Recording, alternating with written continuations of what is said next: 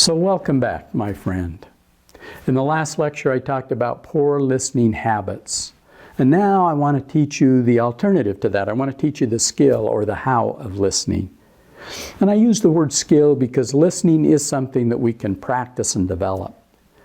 But, you know, the only hesitation I have with using that word is that it makes it sound like it's a rather mechanical process. And really what it is a set of principles or guidelines that will enable you to achieve the goals of listening, which are to understand accurately the message that another person has sent, as well as create safe and trusting conditions so that other people can open up and talk about their ideas and even deeper feelings and needs and experience.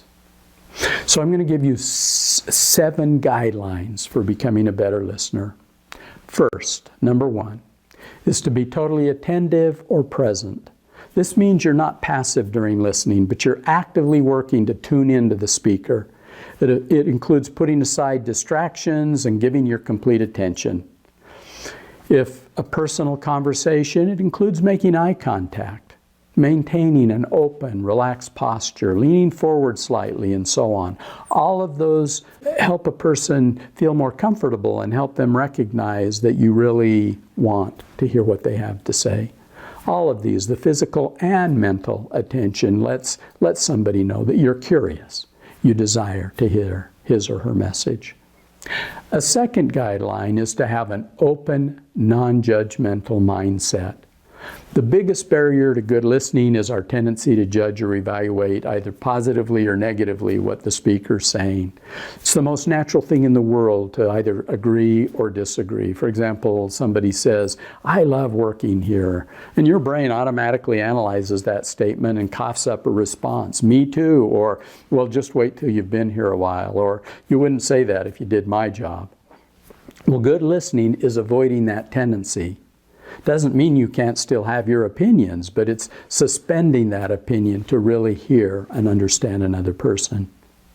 Judging, evaluating what somebody is saying doesn't allow you to fully hear or understand what's being communicated because you're distorting the message with your own viewpoint or feelings. And it causes people to close down rather than open up because they don't feel safe. A third guideline is to use prompts. I call them prompts. You don't have to sit passively when somebody's speaking, waiting for them to finish. It's helpful to use facial expressions and comments or simple phrases which let them know that you're engaged and which encourage them to continue talking. Simple things like, okay, wow, that didn't feel very good. You know, tell me more, I see, and so on. Those kind of statements have to be subtle enough that they don't distract or call too much attention to yourself as the listener. They let the speaker know that you're paying attention and that you want to hear what they have to say. A fourth guideline is to hear the meaning. It's more important to grasp the main ideas or essence of a message rather than trying to get all of the facts and details straight. In fact, it's often impossible to absorb everything, so you want to go for the essence of a message. And in face-to-face conversations, remember, the message isn't conveyed only by words.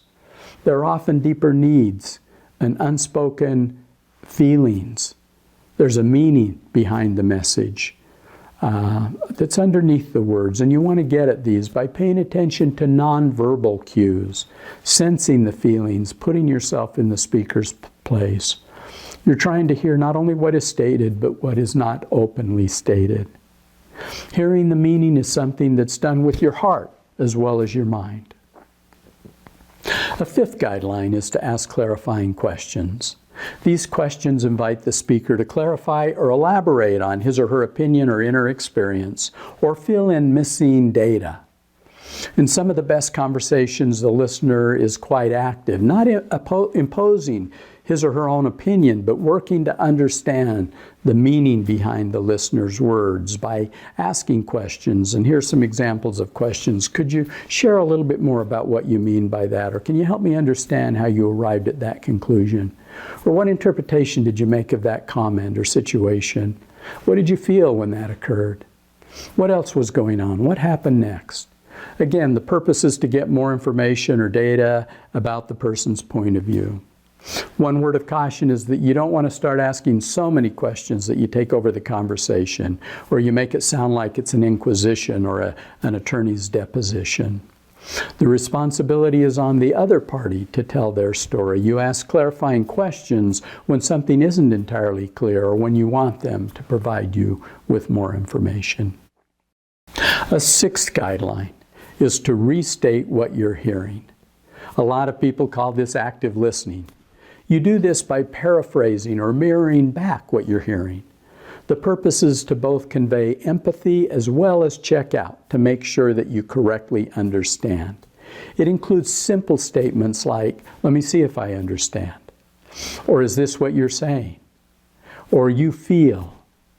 You don't want these to be long statements that interrupt too much the flow of the speaker, and know that you won't always get it right when you confirm your understanding, which is the point. That's okay. That's part of the reason that you want to reflect back or mirror back what you're hearing. The speaker will correct you and appreciate, in fact, that you're doing your best to understand his or her message. I want to add a word of encouragement as you use this particular guideline. A lot of people think that it's going to be hard to paraphrase or mirror back what they're hearing. It seems difficult at first, and I'll admit that it takes some practice to do it well. So give yourself time to practice and get better at it. The truth is that this isn't the most important guideline. People don't care as much about the words that you're reflecting back to them as your intent. They want to know that you're accessible and doing your best to be attuned to their message. The words that you use are secondary to that. So there's a lot of room for error and for, making some mistakes or seeming a little bit awkward at times, as long as they get that your intent is right. And this leads me to my last and seventh guideline, which is to be okay with silence. Most people are uncomfortable with silence, and so jump in and start talking. By doing that, you take the responsibility for steering the conversation away from the speaker, and you keep them from going deeper. If you can be quiet and not over-responsive to what the speaker's saying, they'll pick up again and they'll keep going, often sharing something deeper, going a little bit deeper than they did before. You heard that in the example of Brian and his father. There were times when Brian's father was quiet. And by being quiet and being comfortable with that silence, Brian would pick up and he would share. But he would share something a little bit deeper than he had shared with his father before. So be okay with silence. Well, I want to conclude this course on listening by saying that good listening is a skill that takes practice. It's not something that we learn overnight. And yet the good news is that you have opportunities to practice every day. So I want to encourage you to watch for them.